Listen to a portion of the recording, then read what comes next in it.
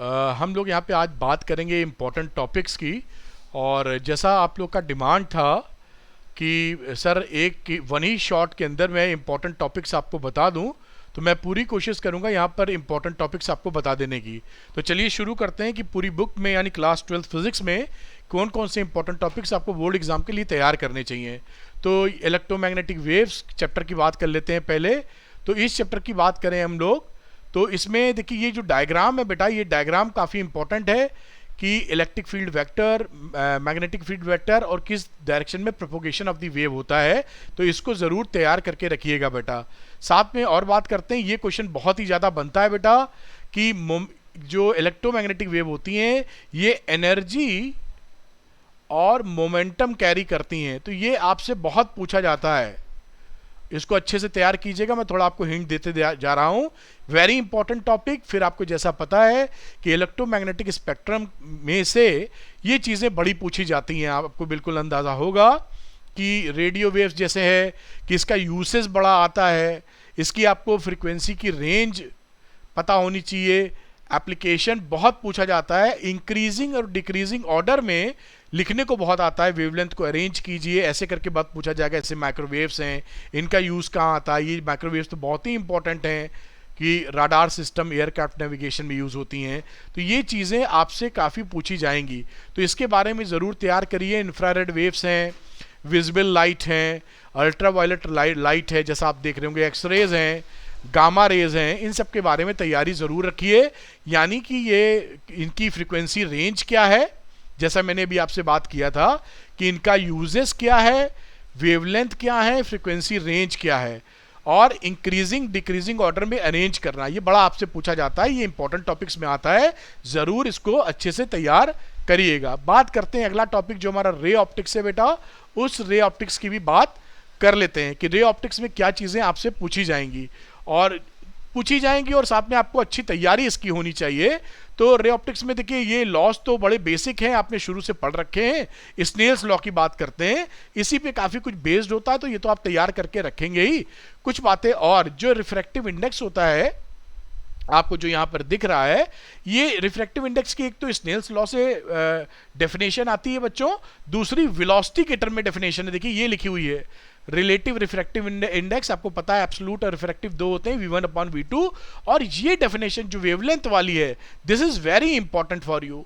कई बच्चे इसको भूल जाते हैं, तो इसको आप जरूर तैयार कीजिएगा कि जो रिफ्रैक्टिव इंडेक्स है वेवलेंथ के फॉर्म में भी λ1 अपॉन λ2 के फॉर्म में याद रखा जाता है। साथ में TIR, भाई जितना भी मैं आपको कम बोलूं उससे ज्यादा ही इंपॉर्टेंट है। टोटल इंटरनल रिफ्लेक्शन, ये देखिए टॉपिक लिखा हुआ है, TIR आपको अच्छे से तैयार करना है। टोटल इंटरनल रिफ्लेक्शन क्या होता है, ये देखिए डेफिनेशन लिखी है, आपने तैयार की होगी। इसमें एक क्रिटिकल एंगल भी होता है जो यहाँ पे लिखा हुआ दिख रहा है आपको, वो क्रिटिकल एंगल की भी डेफिनेशन आपको अच्छे से बेटा आनी चाहिए। ये देखिए क्रिटिकल एंगल, TIR और क्रिटिकल एंगल। साथ में TIR की जो कंडीशन है, आपको देखिए TIR की जो कंडीशन होती है, कंडीशन ऑफ या फॉर TIR, यानी TIR कब होगा। तो मैं पढ़ा तो नहीं रहा हूं इस समय, तो कंडीशन बता रहा हूं, ये भी तैयार करके रखिए। एक रिलेशनशिप होती है फॉर्मूले बेस्ड, ये फॉर्मूला एक्सट्रीमली इंपॉर्टेंट है, इसका डेरिवेशन भी आपसे पूछा जाता है। और साथ में न्यूमेरिकल्स में इस पे न्यूमेरिकल्स भी आते हैं, तो इस पे न्यूमेरिकल्स भी तैयार कर लीजिए और डेरिवेशन भी आप तैयार करेंगे, ये मुझे पूरी उम्मीद है। फिर बात कर लेते हैं ऑप्टिकल फाइबर का, ये बहुत ज़्यादा इंपॉर्टेंट है बेटा। ऑप्टिकल फाइबर की जहाँ तक बात की जाए तो थोड़ा कंस्ट्रक्शन तैयार कर लें इसका। मैं थोड़ा सा पेन को ही बदलता हूँ। ऑप्टिकल फाइबर ये लिखा हुआ है, एक इसका कंस्ट्रक्शन थोड़ा सा ये पूछ लिया जाता है आजकल। और TIR पे क्योंकि ये बेस्ड होता है TIR पर, तो ये एक डायग्राम भी इंपॉर्टेंट है इसका जो आपको दिख रहा है, और ये कैसे काम करता है। तो इसकी वर्किंग और इसका diagram both are very very important. अब आगे की बातचीत करते हैं बेटा, जैसा आपको यहाँ पर दिखाई पड़ रहा होगा, यहाँ पर देखिए refraction at a convex spherical surfaces. तो जो रिफ्रैक्शन होता है कॉन्वेक्स सरफेस पर या स्फेरिकल सरफेस पे कह देना चाहिए मुझे, कॉन्वेक्स हो या कॉनकेव, अगला डायग्राम कॉनकेव का है। इसमें फॉर्मूले का डेरिवेशन और ये डायग्राम्स आप देख पा रहे होंगे, ध्यान से इसको देख लीजिए। चार डायग्राम्स इसके, और दो डायग्राम्स कॉनकेव सरफेसेस के आपको दिखाई पड़ रहे होंगे। ये देखिए कॉनकेव के लिखे हुए हैं डायग्राम्स। इसका डायग्राम आपको आना चाहिए बेटा, अच्छे से आप बना लें, मैं लिख देता हूं, इसके डायग्राम्स आपको आने चाहिए। और इस पे इसका जो फॉर्मूला आता है रिफ्रैक्शन एट स्फेरिकल सरफेसेस, यानी ये फॉर्मूला, इसका डेरिवेशन भी इंपॉर्टेंट है, इसको डेराइव करने को भी आता है, डेरिवेशन भी आ जाता है एग्जामिनेशन में, और न्यूमेरिकल्स भी इस पे खूब बनते हैं, न्यूमेरिकल्स भी बनते हैं। तो इन दोनों को, ये दोनों फॉर्मूले, ये रेयर टू डेंसर जाते हैं तो ऊपर वाला, डेंसर टू रेयर जाते हैं फॉर्मूला, इसको जरूर आप अच्छे से तैयार कीजिए, क्योंकि इससे कुछ ना कुछ आता जाता है। और इसी पर बेस्ड होता है लेंस मेकर्स फॉर्मूला। ये देखिए आपको अगला दिख रहा है लेंस मेकर्स फॉर्मूला। तो lens makers formula extremely important है, आपने सुना होगा, और ये लेंस मेकर्स फॉर्मूले का डेरिवेशन एक्सट्रीमली इंपॉर्टेंट है, डेरिवेशन भी इंपॉर्टेंट है। और जैसा मैंने बातचीत किया था कि इसके ऊपर न्यूमेरिकल्स भी काफी पूछे जाते हैं। तो ये दोनों ही रे ऑप्टिक्स में very very very important, famous है, मतलब किसी भी टीचर से पूछेंगे आपको पता ही होगा वैसे। और ये लेंस मेकर फॉर्मूला देखिए, डबल कॉन्वेक्स लेंस के लिए ये लगा हुआ है और डबल कॉन्केव लेंस के लिए ये लगा हुआ है, लेकिन फॉर्मूला एक ही होता है दोनों के लिए। तो कैसे डेराइव करते हैं ध्यान रखिएगा। फिर पावर ऑफ लेंस की बात करें तो 1/f को यहाँ पर आप देख रहे हैं P = 1/f करके, बाकी तो लेंस मेकर फॉर्मूला है, ये भी इस्तेमाल किया जाता है। और अगर लेंसेज आपस में कंबाइंड है, मतलब कॉन्टैक्ट हैं, एक दूसरे से जुड़े हुए हैं, अगर इस पर रेड चलाऊंगा तभी आपको दिखेगा, ये देखिए इनके बीच में स्पेस नहीं है, ये जुड़े हुए हैं आपस में, इन कांटेक्ट हैं, तो फोकल लेंथ ऐसे ऐड होती है, पावर्स ऐसे ऐड होती हैं जो आपको दिखाई पड़ रही हैं। फिर बात करते हैं प्रिज्म की। This is extremely important relationship, इसका डेरिवेशन भी आपसे एग्जाम में पूछा जाता है। ये किस आपको डायग्राम बना है, मैं इसलिए फोटो के साथ दिखा रहा हूं कि आप कनेक्ट हो पाए, अच्छे से आप समझ पाए कि सर किस चीज की बात कर रहे हैं।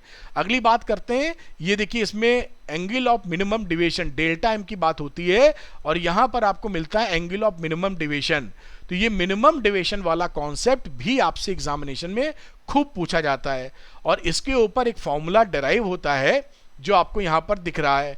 इसका derivation, again derivation and numerical, derivation पिद्दी सा है 4 लाइन का, और इस पर न्यूमेरिकल्स आपसे एग्जामिनेशन में पूछे जाएंगे।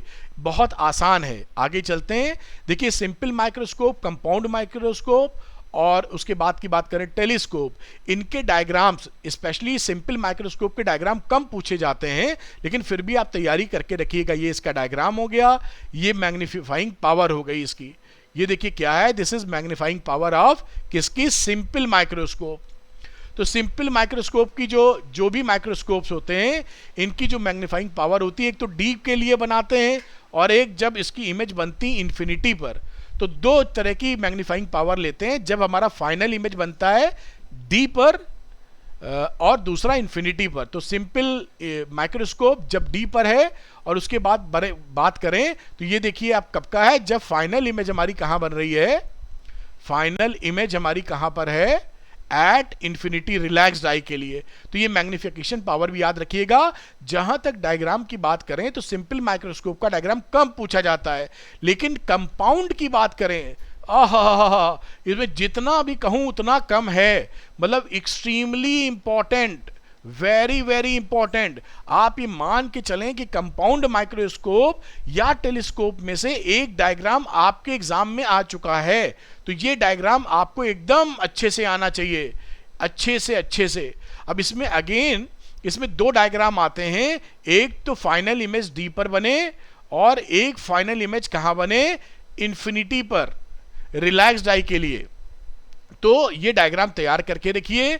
ये देखिए ये फाइनल इमेज कहां बन रही है, डी पर, ये आपको दिख रहा होगा, ये फाइनल इमेज कहां पर है, डी पर। ये देखिए लिखा भी हो डिस्टिंक्ट विजन के लिए। और इसके लिए मैग्निफिकेशन क्या होता है, ये फॉर्मूले भी याद आपको होने चाहिए, क्योंकि ये फॉर्मूले भी एग्जाम में पूछे जाते हैं, ठीक है। और दूसरी बात, जब इसी का इंफिनिटी पे बनता है, ये देखिए कहां पर बना हुआ है, फाइनल इमेज इंफिनिटी पर। ये डायग्राम इंपॉर्टेंट है, एक्सट्रीमली इंपॉर्टेंट, जितना कहूं कम है। और इसका मैग्निफिकेशन पावर m, ये भी आपको बहुत अच्छे से आना चाहिए। फिर एस्ट्रोनॉमिकल टेलीस्कोप की बात करता हूं, यहां पर अगेन डायग्राम जैसा आपको दिख रहा है, मैं जितना कहूं उतना कम होगा बेटा। ये दोनों डायग्राम में से कंपाउंड माइक्रोस्कोप और एस्ट्रोनॉमिकल टेलीस्कोप में से एक डायग्राम आपके एग्जाम में, आप ये मान के चलें कि एग्जाम में आएगा, ऐसा मान लीजिए। ये देखिए इसका मैग्निफिकेशन पावर है। ये कब है? जब हमारा फाइनल इमेज डी पर है। ये देखिए डी पर, ये डी पर इसका फाइनल इमेज कहां पर है? डी पर। इसी का दूसरा वर्जन हो जाता है जब इसका फाइनल इमेज कहां बन जाता है? इंफिनिटी पर। फाइनल इमेज इंफिनिटी, ये देखिए लिखा हुआ है। तो final image at infinity, this is extremely important. क्या है ये? एस्ट्रोनॉमिकल टेलीस्कोप, ऊपर देखिए लिखा हुआ है। तो ये एस्ट्रोनॉमिकल टेलीस्कोप या कंपाउंड माइक्रोस्कोप, इनमें से एक डायग्राम आपके एग्जाम में आ गया है, ऐसा आप मान लें बेटा जी। आगे की बात करें रिफ्लेक्टिंग टेलीस्कोप, तो ये टेलीस्कोप भी एग्जाम में बड़ा पूछे जाते हैं, रह रह के डायग्राम आता है, जैसे न्यूटोनियन रिफ्लेक्टिंग टेलीस्कोप या कैसिग्रैन रिफ्लेक्टिंग टेलीस्कोप पूछते हैं। मैं आपको जो बता रहा हूं इसकी अगर आप प्रिपरेशन कर लेंगे तो आपको कोई हरा नहीं पाएगा। ये एडवांटेजेस भी पूछने लगे हैं आजकल, मतलब पूछते हैं कि रिफ्लेक्टिंग टेलीस्कोप का रिफ्रैक्टिंग टेलीस्कोप के ऊपर एडवांटेजेस क्या हैं, 3 4 5 होते हैं। आप इसको याद कर सकते हैं, समझ सकते हैं और बातें कह सकते हैं। वेव ऑप्टिक्स वाले चैप्टर पे चलते हैं, फटाफट इसको भी देख लेते हैं कि क्या क्या चीजें हमसे पूछी जा सकती हैं। तो वेव फ्रंट्स की बात करते हैं। ये डेफिनेशन तो आप मान के चलें जब जब मौका पड़ेगा तब तब एग्जामिनेशन में पूछी जाएगी कि वेव फ्रंट्स क्या होती हैं। सरल डेफिनेशन ये एक लाइन की लिखी है, the locus of all such points oscillating in the same phase is called wave front. इतना लिख देंगे, पूरे नंबर घर ले जाएंगे आप, तो कोई टेंशन की बात नहीं है। कुछ different wave fronts, spherical wave fronts, photo बनाने को आ जाती है डायग्राम, इस तरह का डायग्राम बना दीजिए, पॉइंट सोर्स से बनता है। फिर ये सिलेंड्रिकल वेव फ्रंट इस तरह की होती है, इसका भी डायग्राम आराम से बना सकते हैं। प्लेन वेव फ्रंट इस तरह का डायग्राम, मैं इसलिए याद दिला रहा हूं कि आपसे छूटे कुछ ना। रे ऑफ लाइट क्या होती है आप आराम से बना देंगे, और इसका डायग्राम भी बनाने को आता है। देखिए रे ऑफ लाइट का इस तरह से आप दिखा सकते हैं। यहां पर देखिए प्लेन वेव फ्रंट बना हुआ है और रे हमेशा वेव फ्रंट के परपेंडिकुलर होती है, 90 डिग्री का एंगल बनता है ये। तो ये आप जैसा भी है, converging, spherical wave front, diverging, इस तरह की तैयारी कर सकते हैं। Huygens principle, this is extremely important, very important. ये कभी भी आपसे पूछा जा सकता है क्योंकि ये वेव थ्योरी का नींव है, बेस है, तो ये बहुत इंपॉर्टेंट है। ये डायग्राम भी बनाने को आते हैं, इसको तैयार रखिएगा, इंपॉर्टेंट है। ये हाइजेंस प्रिंसिपल है सेकेंडरी वेवलेट्स के लिए। उसके बाद हाइजेंस प्रिंसिपल के बेसिस पर आपसे ये पूछा जाता है कि ये रिफ्लेक्शन है, कि रिफ्लेक्शन को एक्सप्लेन करिए on the basis of wave theory. ये जितना इंपॉर्टेंट है उससे डबल इंपॉर्टेंट रिफ्रैक्शन वाला है, ये रिफ्रैक्शन वाला है। मेरी बात आपके दिमाग में जारी होगी। This is very very very important, आपके एग्जाम में आने को तैयार बैठा हुआ है ये। तो रिफ्रैक्शन को on the basis of wave theory कैसे प्रूव करते हैं। फिर आप जानते हैं कि YDSC तो इंपॉर्टेंट होता ही है, यंग्स डबल स्लिट एक्सपेरिमेंट। उसमें ये जो फॉर्मूले रहते हैं आई वाले, जो मैक्सिमा मिनिमा डिसाइड करते हैं, इंटेंसिटी वाला या एम्पलीट्यूड वाला, इसको आप तैयार करके रखेंगे ही। तो इन फॉर्मूलों को जरूर तैयार कर लीजिए। साथ में और भी कुछ फॉर्मूले जो आई से रिलेटेड है वो आप तैयार करेंगे। कहां पर कंस्ट्रक्टिव इंटरफ्रेंस है, कहां पर डिस्ट्रक्टिव इंटरफ्रेंस है, ये आपकी तैयारी उम्मीद करता हूं जरूर होएगी। ऑड मल्टीपल ऑफ पाई पर, odd multiple of lambda by 2 पर डिस्ट्रक्टिव इंटरफ्रेंस होता है। थ्योरी ऑफ इंटरफ्रेंस फ्रिंजेस की बात की जाए तो ये पाथ डिफरेंस है कि किसी पॉइंट P पर अगर x से आप दूरी लें कितना पाथ डिफरेंस होगा, ब्राइट फ्रिंजेस कहां बनती हैं, डार्क फ्रिंजेस कहां बनती हैं, सब तैयारी रखिएगा, बिल्कुल शानदार नंबर मिलेंगे। और आपको मालूम है कि जो इंटेंसिटी होती है इंटरफ्रेंस फ्रिंजेस में, उनकी इंटेंसिटीज ब्राइट फ्रिंजेस की, ये ग्राफ है, कर्व है, ये ग्राफ या कर्व आपसे बहुत पूछा जाता है इंटेंसिटी के ऊपर, और सबकी इंटेंसिटी सेम होती है ब्राइट फ्रिंजेस की इंटरफ्रेंस में। This graph is very important. और इसके साथ साथ डिफ्रैक्शन का भी ग्राफ पूछते हैं इंटेंसिटी का, और कंपेयर करने को बोलते हैं, वो भी दर्शन कराऊंगा अभी आपको।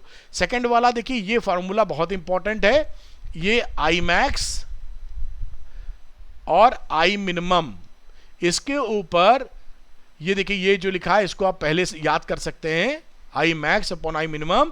ये कई वैरायटी लिखी हुई है फॉर्मूले की, इसको आप याद कर सकते हैं बेटा। और याद रखिएगा कि इस पर आपके न्यूमेरिकल बनने की संभावना बहुत ज्यादा है, न्यूमेरिकल बनने की संभावना बहुत ज़्यादा है, बहुत ज़्यादा संभावना है कि इस पे न्यूमेरिकल बने। फिर डिफ्रैक्शन की बात की जाती है, जैसा आप समझ पा रहे होंगे, तो डिफ्रैक्शन के कॉन्सेप्ट और इनके फॉर्मूले याद रखिए आप। बात करते हैं इंटेंसिटी डिस्ट्रीब्यूशन की। तो ये जो कर्व मैं बात आपसे कर रहा था, ये इंटेंसिटी वाला कर्व है जो कि डिफ्रैक्शन में काम आता है। तो डिफ्रैक्शन में आप इसको इंटरफ्रेंस है, क्योंकि इस पे इंटेंसिटी वेरी करती है, देखिए घटती चली जाती है इंटेंसिटी, जबकि इंटरफ्रेंस में घटती नहीं है। तो इसको तैयार करके रखिएगा, उसके साथ कंपैरिजन आ जाए तो बढ़िया मस्त तरीके से बना दीजिएगा। आगे बात करें तो देखिए इंटरफ्रेंस और डिफ्रैक्शन में आपका कंपैरिजन भी आता है। तो ये कंपैरिजन है, इंटरफ्रेंस क्या होता है और डिफ्रैक्शन में फर्क क्या होता है, इसको बना सकते हैं आप। आगे डुअल नेचर की बात करते हैं। इसमें देखिए ये जो कर्व है, ये कर्व बहुत बार पूछा गया है कि इंटेंसिटी ऑफ लाइट को बढ़ाते हैं तो फोटो इलेक्ट्रिक करंट पे का ग्राफ बनाइए। तो this graph is very important. साथ में बात करें, this second graph is also very important कि इफेक्ट ऑफ पोटेंशियल, जहां पर आप पोटेंशियल को चेंज करते हैं तो फोटो इलेक्ट्रिक करंट पर क्या फर्क पड़ता है। This graph is very important. तो ये आप तैयार करिए, मैं टॉपिक बता रहा हूं। ये ग्राफ वही ग्राफ है जो यहाँ पे बना हुआ है। आगे की बात करें तो देखिए ये बात यहाँ पर क्या प्रूव होती है कि अगर आप यहाँ पर फ्रीक्वेंसी, इंसिडेंट फ्रीक्वेंसी को बदलें तो स्टॉपिंग पोटेंशियल बदल जाता है, जिससे ये प्रूव होता है कि फ्रीक्वेंसी बढ़ाने पर स्टॉपिंग पोटेंशियल बढ़ रहा है, यानी काइनेटिक एनर्जी बढ़ रही है। तो this graph is again very important. ये 2-3 ग्राफ हैं जो आपसे एग्जाम में अक्सर पूछे जाएंगे और आपको पता होना चाहिए। अगेन अगला ग्राफ, इसको भी तैयार करके रखिए, इंपॉर्टेंट है। फिर आपसे अक्सर पूछा जाता है फेलियर ऑफ वेव थ्योरी। तो ये इंपॉर्टेंट अगेन बन जाता है। मैं जो बता रहा हूं तैयार कर लोगे, पूरे नंबर आएंगे कि ये जो फोटो इलेक्ट्रिक इफेक्ट के जो ऑब्जर्वेशंस थे, उसमें जो क्लासिकल वेव थ्योरी थी वो क्यों फेल कर गई। तो इन 3 चीजों को एक्सप्लेन नहीं कर पाती है क्लासिकल वेव थ्योरी, इस वजह से फेल कर जाती है। फिर आइंस्टाइन साहब ने उसको एक्सप्लेन किया था, तो वो भी आप पढ़ लीजिएगा। ये आइंस्टाइन साहब की एक फोटो इलेक्ट्रिक इफेक्ट की इक्वेशन है, ये आपको किसी भी कीमत पे पता होनी चाहिए। इसके बिना तो ये चैप्टर इनकम्प्लीट है। और इस पे न्यूमेरिकल भी बनेंगे और आपसे ये पूछी भी जाती है, और न्यूमेरिकल बिना इसके कंप्लीट होते ही नहीं। इस चैप्टर में न्यूमेरिकल बन जाता है। ये आइंस्टाइन का एक्सप्लेनेशन है फोटो इलेक्ट्रिक इफेक्ट का, तो ये आपको आना ही चाहिए। 4 पार्ट में एक्सप्लेनेशन है जो उन्होंने दिया था। फिर इस चैप्टर में एक आगे बढ़ेंगे तो डुअल नेचर ऑफ मैटर में आप देखिए अगर, तो ये डे ब्रॉय वेव इक्वेशन आती है। तो ये lambda is equal to H upon momentum H upon P, ये आपको अंदाजा इसका होना चाहिए। अब बात करते हैं एटम्स की बेटा। एटम में ये रदरफोर्ड का अल्फा पार्टिकल एक्सपेरिमेंट है, और उससे पहले आपको अल्फा पार्टिकल के बारे में पता होना चाहिए कि अल्फा पार्टिकल क्या था। तो मास प्रोटॉन से 4 गुना भारी और चार्ज इलेक्ट्रॉन से पॉजिटिव में +2e, प्रोटॉन से 2 गुना +2e इलेक्ट्रॉन पे। और ये इसका एक्सपेरिमेंट है अल्फा पार्टिकल का, इसको भी अच्छे से तैयार कीजिएगा, जानकारी इससे पूछी जाती है। ये क्लोजेस्ट आप देखिए तो क्लोजेस्ट अप्रोच का r0 है, डिस्टेंस ऑफ क्लोजेस्ट अप्रोच। ये इसके बारे में भी आपसे डेरिवेशन पूछे जाते रहे हैं, डेरिवेशंस पूछे जाते रहे हैं, और ये भी पूछते हैं इसका मीनिंग क्या है। तो आप डेरिवेशन छोटा सा है, कोई परेशानी की बात नहीं, आराम से तैयार कर सकते हैं। फिर limitation of Rutherford atomic model, ये अक्सर पूछते हैं, तो इसको आप तैयार कर लेना। 5 मिनट का काम है, इससे ज़्यादा लगता नहीं है। मैंने आपको जैसा बताया कि आप इसके वीडियो के डिस्क्रिप्शन में लिंक पा सकते हैं, 1 शॉट वीडियो का, PYQs का, सब देखिए। और बहुत ताकतवर वीडियोज़ हैं जिसको आपको बड़ा ट्रेमेंडस फ़ायदा होगा। डिस्क्रिप्शन में आपके काम के बहुत लिंक्स हैं, ट्रेमेंडस फायदा आपको होगा, जरूर देखें उसको। आगे बात करते हैं बोर्स क्वांटाइजेशन कंडीशन। ये भी बहुत तगड़ी इंपॉर्टेंस रखती है बेटा। मैं कलर देख लेता हूं कौन सा अलग से दिखेगा। ये बोर की क्वांटाइजेशन कंडीशन है, इसको डी ब्रॉय वेव से आती है, और बोर की क्वांटाइजेशन कंडीशन ये है, वही जिसका एंगुलर मोमेंटम h/2π का इंटीग्रल मल्टीपल हो। ये कंडीशन घुमा घुमा के पूछी जाती है। ये जितना मैं लिख दूं उतना कम है, मतलब बहुत ज़्यादा इंपॉर्टेंट है। जिन बच्चों ने नहीं पढ़ा तुरंत पढ़ लें, एकदम तैयारी रखें। यही बात क्वांटम कंडीशन देखिए यहाँ अगेन लिखी हुई है, this is the quantum condition, बहुत ज़्यादा इंपॉर्टेंट है, जितना बोलूँ उतना कम है। फिर ये आगे की बात करें, bourse theory of hydrogen atom, velocity क्या होती है, रेडियस क्या होती है, टोटल एनर्जी। जो बच्चे तैयारी अच्छी कर रहे हैं उसको भी तैयार कर लें। आगे देखिए बोर्स रेडियस की बात करते हैं, तो बोर्स रेडियस आपसे अक्सर पूछा जाता है कि बोर्स रेडियस क्या होता है। तो Bohr's radius innermost orbit होता है, ये लिखा हुआ है, आप इसको तैयार कर सकते हैं। और इसकी वैल्यू भी देखिए 0.53 एंगस्ट्रॉम के बराबर होती है। और एक रिलेशन भी लिखा है बोर्स रेडियस के कॉन्टेक्स्ट में, एन स्क्वायर आर नॉट, ये लिखिए, इसको भी तैयार करके रखें, आसानी से तैयार हो जाएगा, कोई टेंशन की बात नहीं है। अब ये कुछ रिलेशंस हैं जो रेडियस से, जो kinetic energy, potential energy, total energy से रिलेटिव जाते हैं। तो ये kinetic energy, potential energy, total energy का फॉर्मूला लिखा हुआ है और उसका रिलेशन है कि टोटल एनर्जी माइनस के ई के बराबर होती है पोटेंशियल एनर्जी अपॉन 2, या जो पोटेंशियल एनर्जी है वो -2 के ई या 2 ऑफ टोटल एनर्जी। इस पर न्यूमेरिकल भी बनते हैं। और अगर आपको ये रिलेशनशिप का आइडिया है तो आप बहुत तेजी से न्यूमेरिकल को सॉल्व कर सकते हैं, तो होना भी चाहिए आइडिया। अब ये स्पेक्ट्रल लाइंस की बात करें बेटा, तो ये फॉर्मूला तो आपको बिल्कुल अच्छे से आना चाहिए बेटा, आता भी होगा वैसे अगर पढ़ाई की है आपने, नहीं आता तो तुरंत तैयार करें। 1 upon lambda equal to Rydberg constant 1 upon n1 square minus 1 upon n2 square, और रेडबर्ग कांस्टेंट की वैल्यू नीचे लिखी हुई है। इससे आप वेवलेंथ निकाल सकते हैं। वेवलेंथ कब, जब इलेक्ट्रॉन एक ऑर्बिट से दूसरे ऑर्बिट में जंप कर रहा होगा। तो ये देखिए, ये कुछ सीरीज लिखी हुई हैं, इस सीरीज का पूरा आइडिया आपको होना चाहिए, लेमन, बामर, पाशन, ब्रैकेट फंड का। तो ये मैं पढ़ा नहीं रहा हूँ, बस आपको आइडिया दे रहा हूँ कौन कौन से टॉपिक इंपॉर्टेंट हैं। ये स्लाइड, इस पे ध्यान दे दीजिएगा बेटा। ये स्लाइड में थोड़ी जानकारी है कि शॉर्टेस्ट वेवलेंथ हो तो क्या करना है। बामर का एग्जांपल है, लॉन्ग एच अल्फा कौन सी होती है, एच गामा, क्योंकि कभी कभी एग्जाम में आता है, अगर आपको नहीं मालूम तो सवाल ना लगेंगे। ये एनर्जी लेवल डायग्राम है बेटा। हाइड्रोजन का तो एनर्जी लेवल डायग्राम किसे कहते हैं और कैसे बनाते हैं उसकी जानकारी एग्जाम में आ जाए तो संभाल लेना। Energy level diagram hydrogen atom का, ये देखिए इस तरह से कैलकुलेट की जाती है एनर्जी, ये आपको अंदाजा होना चाहिए। तो मैंने ये दिखा दिया है कैसे, तो इसका भी कैलकुलेट, सारा मैंने नीचे जो डिस्क्रिप्शन में वन शॉट है, लाइव लिंक है, उसमें कैसे ये वैल्यू निकलती है, PYQs जो मैंने कराए हैं, जो डेरिवेशंस कराए हैं, सारे में बड़ा अच्छा एक्सप्लेनेशन दिया है। क्योंकि ये जो वीडियो है ये बताने के लिए आपको है कि ये इंपॉर्टेंट टॉपिक क्या है, इसलिए मैं एक्सप्लेन यहाँ नहीं कर रहा हूँ। न्यूक्लाई की बात करूं तो न्यूक्लाई में इस समय न्यूक्लियर फोर्स में से बेटा कुछ ना कुछ आके रहेगा, खासकर इसकी प्रॉपर्टीज में से आपसे कुछ ना कुछ पूछा जाएगा कि इनकी प्रॉपर्टीज एक्सप्लेन कीजिए। 3 प्रॉपर्टी 4 प्रॉपर्टी पूछी जा सकती है, तो तैयार कर लीजिएगा। ये ग्राफ भी बड़ा इंपॉर्टेंट है न्यूक्लियर फोर्स का, बुक में से इसको समझ के प्रैक्टिस कर लेना। और जो डायग्राम मैं बता रहा हूं, अगर आपने उसकी प्रैक्टिस किए बिना आप सीधे एग्जामिनेशन में गए और सोचा कि वहीं पे बना लेंगे, तो आपसे बनेगा नहीं। आप घर पे 2 बार प्रैक्टिस कीजिएगा, तभी एग्जाम में बनने वाला है। फिर बात कर लेते हैं मास डिफेक्ट की बेटा, कि मास डिफेक्ट क्या होता है, ये आपको जरूर पूछा जाएगा। और इस पे बेटा आपके न्यूमेरिकल्स भी आएंगे, क्योंकि इसी में न्यूमेरिकल बनते हैं, न्यूक्लाई और किसी में बनेंगे नहीं। फिर न्यूक्लियर फिजन की ये इक्वेशन या क्या होता है, इस इक्वेशन को याद करिए, पूछा जाए या ना पूछा जाए, अगर न्यूक्लियर फिजन पूछा गया है तो ये इक्वेशन चपका जरूर दीजिएगा। फिर ब्रीडर रिएक्टर बहुत इंपॉर्टेंट है कि ब्रीडर रिएक्टर्स क्या होते हैं, ये पढ़ लीजिए। इतने ही 4-6 लाइनों में आपका कल्याण 100% है। फिर न्यूक्लियर फ्यूजन की बात हम लोग कर लेते हैं, ये न्यूक्लियर फ्यूजन है। न्यूक्लियर फ्यूजन क्या होता है, और ये इक्वेशन आपको लिखी है, इस इक्वेशन को कॉपी पेस्ट मार दीजिएगा याद करके। और न्यूक्लियर फिजन फ्यूजन का बीच का डिफरेंस देखिए, ये लिखा हुआ है। तो इनके बीच का जो डिफरेंस है वो टेबुलर फॉर्म में आपको लिखना रहता है, टेबल बना के। रामायण मत लिखिएगा पूरी गाथा, टेबुलर फॉर्म में लिखिएगा तो आपको पूरे मार्क्स मिल जाएंगे। अब रहता है लास्ट चैप्टर के बाद semiconductor devices and digital circuits, तो इसमें ये क्लासिफिकेशन अक्सर पूछा गया है on the basis of chemical composition. तो ये स्लाइड मैंने दिखा दी, इसको मत छोड़िएगा। एलिमेंटल सेमीकंडक्टर, कंपाउंड सेमीकंडक्टर, ये अक्सर पूछ लेते हैं ये लोग, नाम याद कर लीजिए, छाप दीजिएगा।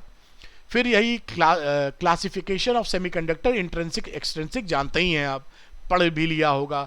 फिर वैलेंस बॉन्ड थ्योरी के हिसाब से इंट्रिंसिक सेमीकंडक्टर में होल फॉर्मेशन कैसे होता है, इलेक्ट्रॉन कैसे निकल जाते हैं। एक ये Ne बराबर NH, number of free electrons equal to number of holes equal to number of intrinsic charge carriers, और ये कितने फ्री इलेक्ट्रॉन निकलेंगे एक पर्टिकुलर एब्सोल्यूट टेम्परेचर में, इसका रिलेशन है, ये पता होना चाहिए।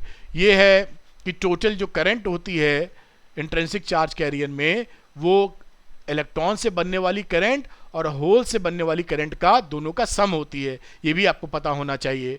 आगे की बात हम लोग करें तो एनर्जी बैंड्स की थ्योरी आपको आइडिया होना चाहिए। एनर्जी बैंड की थ्योरी है, देखिए आप समझ पा रहे होंगे, जहाँ पे ये वैलेंस बैंड लिखा हुआ है, यहाँ पे देखिए तो कंडक्शन बैंड लिखा हुआ है और बीच में एनर्जी गैप है। तो ये बनाना है, ये एनर्जी बैंड जो थ्योरी है ये आपको अच्छे से आनी चाहिए, ये पूछा जरूर जाएगा।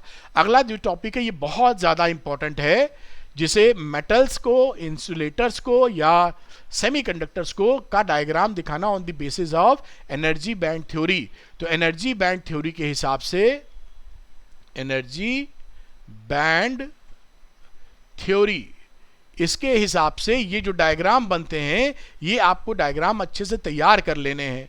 और ये देखिए इंसुलेटर की बातचीत की गई है यहाँ पर, और यहाँ पर इंसुलेटर का डायग्राम ये है जिसमें एनर्जी गैप ये लिखा हुआ है, जो 3 इलेक्ट्रॉन वोल्ट से ज़्यादा। समझना हो कि कैसे क्या होता है, लिंक दिया है डिस्क्रिप्शन में, जाके वन शॉट देख लें, चाहे PYQs देख लें, डेरिवेशन देख लें, सब में आपको मदद मिल जाएगी। सेमीकंडक्टर की बात कर लें तो सेमीकंडक्टर में बात करें, रेड कलर यूज़ कर लेते हैं, इसमें जो डिफरेंस है वो 3 इलेक्ट्रॉन वोल्ट से कम का होता है। और फिर बात शुरू जाती है इंट्रिंसिक सेमीकंडक्टर का। ये डायग्राम इस पे ध्यान दीजिएगा, बाकी लिखा बहुत कुछ है कि ये एनर्जी बैंड थ्योरी है, एनर्जी बैंड थ्योरी के हिसाब से, और ये ऊपर वाली वैलेंस बैंड थ्योरी है। वैलेंस स्पेलिंग कहीं गलत हो सही कर लेना, valence bond theory, bond theory. तो ये वैलेंस बॉन्ड थ्योरी भी पता होनी चाहिए, एनर्जी बैंड थ्योरी भी पता होनी चाहिए, दोनों का डायग्राम बनाने का भी आइडिया होना चाहिए जिससे आप बना सकें। ये देखिए फॉर्मेशन ऑफ होल्स कैसे होते हैं, ये एग्जाम में लिख के पूछ लेते हैं कि एनर्जी बैंड थ्योरी की मदद से बताइए। तो ये डायग्राम आपको जब तक नहीं बनाएंगे नंबर नहीं मिल पाएंगे आपको। आगे बात करते हैं फॉर्मेशन ऑफ होल्स। अगेन ये हो गई कैसे, वैलेंस बॉन्ड थ्योरी, उसके हिसाब से कैसे बनाना है ये उसमें जानकारी देखिए आ रही है। तो ये डायग्राम आपको पता होना चाहिए। आगे चलते हैं, ये होल्स क्या होते हैं ये आइडिया होना चाहिए, कैसे बनते हैं। फिर डोपिंग, ये आपसे अक्सर पूछी जाती है कि डोपिंग क्या चीज़ होती है और डोपिंग करते कैसे हैं। तो ये आपको ज़रूर आपको आइडिया होना चाहिए कि डोपिंग का मतलब क्या है। एक्सट्रिंसिक सेमीकंडक्टर्स की बात करेंगे तो एक्सट्रिंसिक में एन टाइप होते हैं जैसा यहाँ पे लिखा हुआ है, और ये रहे P type. N type P type semiconductors क्या होते हैं आपको आइडिया होना चाहिए। एक्सट्रिंसिक सेमीकंडक्टर यहाँ पे देखिए लिखा हुआ है कि ये जो वैलेंस बॉन्ड थ्योरी है इसके हिसाब से ये डायग्राम आप बना पावें। फिर ये एक्सट्रिंसिक वही एन टाइप जो है उसकी डायग्राम है एन टाइप सेमीकंडक्टर्स का। ये देखिए एन टाइप लिखा हुआ है, मैं लिख देता हूँ, एन टाइप का डायग्राम है, आपको ये बनाना आना चाहिए। और ये क्या है, एन टाइप ही है लेकिन एनर्जी बैंड एक्सप्लेनेशन है। ये है ये एन टाइप ही, लेकिन ये एक्सप्लेनेशन किस थ्योरी के हिसाब से है, एनर्जी बैंड थ्योरी के हिसाब से।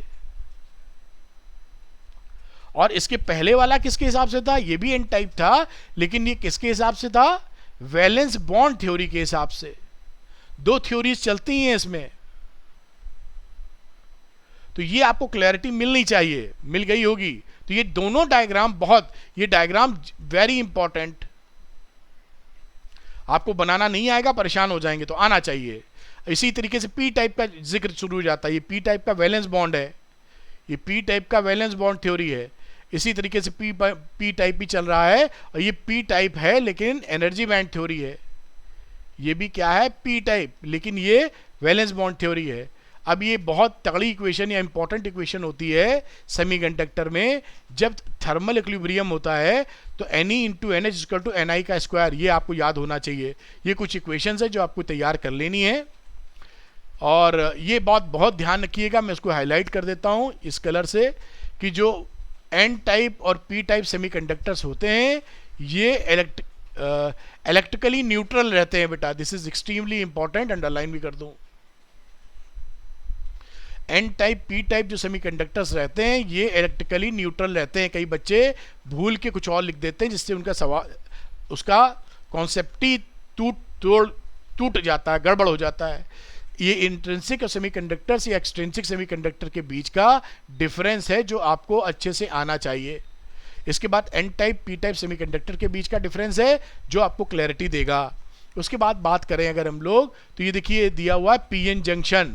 तो पीएन जंक्शन का फॉर्मेशन, ये डिप्लीशन लेयर, बैरियर पोटेंशियल, ये तीनों चीज आपको आनी चाहिए। तो ये पीएन जंक्शन का फॉर्मेशन जैसे यहां दिखाया है, साथ में देखिए डिप्लीशन लेयर बनी हुई है, ये depletion layer, depletion region, diffusion drift current, potential barrier, ये सारी चीज क्लियर रखिएगा। ये पूछी जाती है डायग्राम के साथ, आप एक्सप्लेनेशन देते फिरेंगे, मतलब फिरेंगे क्या, देना पड़ेगा। आगे चलते हैं और तो पीएन जंक्शन में बैरियर पोटेंशियल वगैरह की फोटोग्राफ है जो आपको दर्शन करा रहा हूं मैं। आगे चलते हैं पीएन जंक्शन में, तो फॉरवर्ड बाइसिंग की बात कर रहे हैं। तो फॉरवर्ड बाइसिंग क्या होती है आपको मालूम होगा, इसकी जो वीआई कैरेक्टरिस्टिक है, ये रिवर्स बाइसिंग दिखा रहा हूं आपको। तो ये देखिए इसमें कैरेक्टरिस्टिक दिखाई गई है, ये फॉरवर्ड बाइसिंग कैरेक्टरिस्टिक है, वीआई कैरेक्टरिस्टिक के ग्राफ पूछे जाते हैं आपसे। ये फॉरवर्ड बाइसिंग है, वेरी इंपॉर्टेंट। और ये रिवर्स बाइसिंग है, आरबी लिख देता हूं शॉर्ट में। ये रिवर्स बाइसिंग है, फॉरवर्ड बाइसिंग का ये वीआई कैरेक्टरिस्टिक, रिवर्स बाइसिंग है, ये दोनों ही ग्राफ बहुत ज्यादा इंपॉर्टेंट हैं। अच्छी सुंदर स्ट्रॉन्ग प्रैक्टिस की जरूरत पड़ेगी आपको इसमें। वही चीज यहां पे देखिए फॉरवर्ड बाइसिंग का ग्राफ बना हुआ है और ये रिवर्स बाइसिंग का ग्राफ बना हुआ है, ये अच्छे से आना चाहिए। बहुत पूछिए, दोनों एक साथ बना हुआ है, ये अच्छे से आना चाहिए। फिर बात कर लेते हैं आगे की, ये देखिए हाफ वेव रेक्टिफायर का डायग्राम और साथ में वेव फॉर्म का डायग्राम बहुत ज्यादा पूछे जाने वाला है। अगला इसी का फुल वेव का, ये भी उतना ही इंपॉर्टेंट है। फुल वेव, इसमें दो डायोड होते हैं, देखिए पीछे वाले में सिंगल डायोड था, ये देखिए सिंगल डायोड था, इसमें एक डायोड रहता है क्योंकि हाफ पल्सेस मिलती हैं, और नीचे वाले में दो डायोड रहते हैं, इसमें पूरी पल्सेस मिलती हैं। देखिए पूरा रेक्टिफिकेशन हो जाता है। ये दोनों डायोड, दोनों का रेक्टिफायर का डायग्राम, दोनों के पल्सेस फॉर्म, वेव फॉर्म, मतलब ये जो वेव फॉर्म है ये दोनों आने चाहिए हमको। आगे बात करते हैं फोटो डायोड्स। तो फोटो डायोड क्या होते हैं, रिवर्स बायस में काम करते हैं। तो ये रिवर्स बायस में क्यों काम करते हैं ये आप जरूर तैयार कर लेना, पूछा बहुत होता है, ये बहुत पूछा जाता है कि फोटो डायोड्स रिवर्स बायस में क्यों काम करते हैं। और ये, और रिवर्स बायस में काम करने के लिए इसका डायग्राम, मतलब ये है रिवर्स बायस में काम क्यों करते हैं, ये यहाँ पर मैंने लिखा था कि वाई, रीजन क्या है, और ये डायग्राम उसमें बना देंगे तो बड़ा अच्छा रहेगा। साथ में एलईडी की बात कर लें तो एलईडी फॉरवर्ड बाइसिंग में काम करती है, और ये उसका डायग्राम, कुछ फिगर्स। सोलर सेल की बात करेंगे तो सोलर सेल का ये डायग्राम है, और सोलर सेल का ये जो वीआई कैरेक्टरिस्टिक है ये बहुत पूछा जाता है, VI characteristic, this is very important.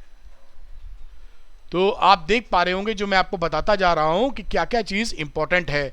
उम्मीद है आप इस बातों को समझ पाए होंगे।